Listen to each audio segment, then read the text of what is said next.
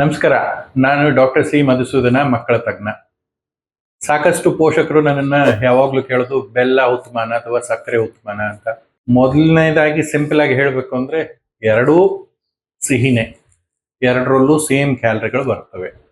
ಇವಾಗ ಬೆಲ್ಲದಲ್ಲಿ ಮಾಡಿರೋ ಸಿಹಿ ತಿಂಡಿಗಳು ತಿಂದರೂ ನಮ್ಮ ಶುಗರ್ ಸ್ಪೈಕ್ ಆಗೋದು ಸೇಮ್. ಸಕ್ಕರೆಯಲ್ಲಿ ತಿಂದಿರೋದು ಸಿಹಿ ತಿಂಡಿಗಳು ಸಕ್ಕರೆಯಲ್ಲಿ ಮಾಡಿರೋದು ತಿಂದ್ರೂ ನಮ್ಮ ಶುಗರ್ ಸ್ಪೈಕ್ ಆಗೋದು ಸೇಮ್. ಒಂದೇ ರೇಂಜಲ್ಲೇ ಮೇಲೆ ಹೋಗುತ್ತೆ ನಮ್ಮ ಸಕ್ಕರೆ.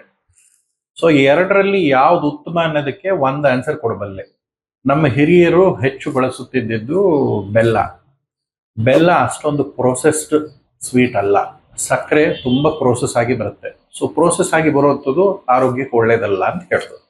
ಸೊ ಆ ವಿಧಾನ ನೋಡಿದ್ರೆ ಬೆಲ್ಲ ಎನಿ ಡೇ ಬೆಟರ್. ಎರಡನೇದು, ಬೆಲ್ಲದಲ್ಲಿ ಸಾಕಷ್ಟು ವಿಟಮಿನ್ಗಳಿದ್ದಾವೆ, ಟ್ರೇಸ್ ಎಲಿಮೆಂಟ್ಸ್ ಇದಾವೆ.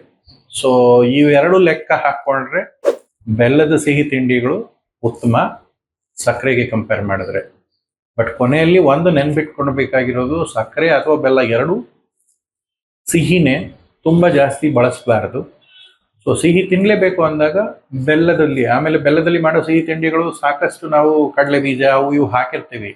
ಸೊ ನಟ್ಸ್ ಇಂಥದೆಲ್ಲ ಮಿಕ್ಸ್ ಆದಾಗ ಕ್ಯಾಲರಿ ಲೆವೆಲ್ಲು ಕಡಿಮೆ ಆಗುತ್ತೆ, ಬೆಲ್ಲದಲ್ಲಿರೋ ವಿಟಮಿನ್ಸು ಒಳ್ಳೆಯದು.